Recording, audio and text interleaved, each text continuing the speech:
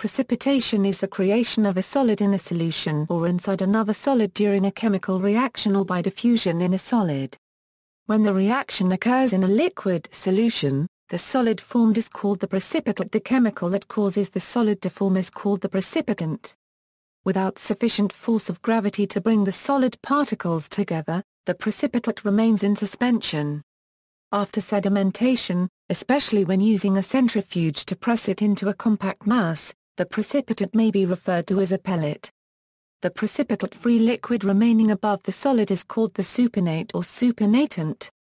Powders derived from precipitation have also historically been known as flours. Sometimes the formation of a precipitate indicates the occurrence of a chemical reaction. If silver nitrate solution is poured into a solution of sodium chloride, a chemical reaction occurs forming a white precipitate of silver chloride.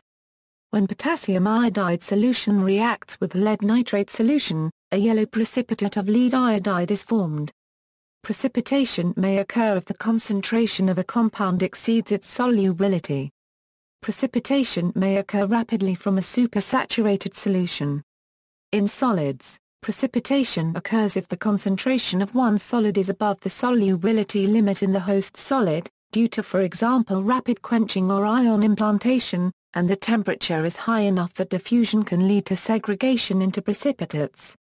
Precipitation in solids is routinely used to synthesize nanoclusters. An important stage of the precipitation process is the onset of nucleation. The creation of a hypothetical solid particle includes the formation of an interface, which requires some energy based on the relative surface energy of the solid and the solution. If this energy is not available, and no suitable nucleation surface is available, supersaturation occurs. Applications: precipitation reactions can be used for making pigments, removing salts from water in water treatment, and in classical qualitative inorganic analysis. Precipitation is also useful to isolate the products of a reaction during workup. Ideally, the product of the reaction is insoluble in the reaction solvent. Thus, it precipitates as it is formed, preferably forming pure crystals. An example of this would be the synthesis of porphyrins in refluxing propionic acid. By cooling the reaction mixture to room temperature, crystals of the porphyrin precipitate, and are collected by filtration. Precipitation may also occur when an antisolvent is added, drastically reducing the solubility of the desired product. Thereafter, the precipitate may easily be separated by filtration, decanting, or centrifugation. An example would be the synthesis of chromic tetraphenyl porphyrin chloride. Water is added to the DMF reaction solution, and the product precipitates. Precipitation is also useful in purifying products. Crude MnCl is taken up in acetonitrile, and dropped into ethyl acetate, where it precipitates. Another important application of an antisolvent is in ethanol precipitation of DNA. In metallurgy, precipitation from a solid solution is also a useful way to strengthen alloys. This process is known as solid solution strengthening. Representation using chemical equations. An example of a precipitation reaction: aqueous silver nitrate is added to a solution containing potassium chloride. The precipitation of a white solid, silver chloride, is observed. AgNO3 plus KCl or AgCl plus KNO3, the silver chloride has formed a solid, which is observed as a precipitate. This reaction can be written emphasizing the dissociated ions in a combined solution. This is known as the ionic equation. Ag plus plus NO3 A plus K plus plus Cl AgCl plus K plus plus NO3 A. A final way to represent a precipitate reaction is known as a net ionic reaction. In this case, any spectator ions are left out of the formula completely. This simplifies the above equations to the following: Ag plus plus Cl AgCl, precipitate colors. Many compounds containing metal ions produce precipitates with distinctive colors. The following are typical colors for various metals.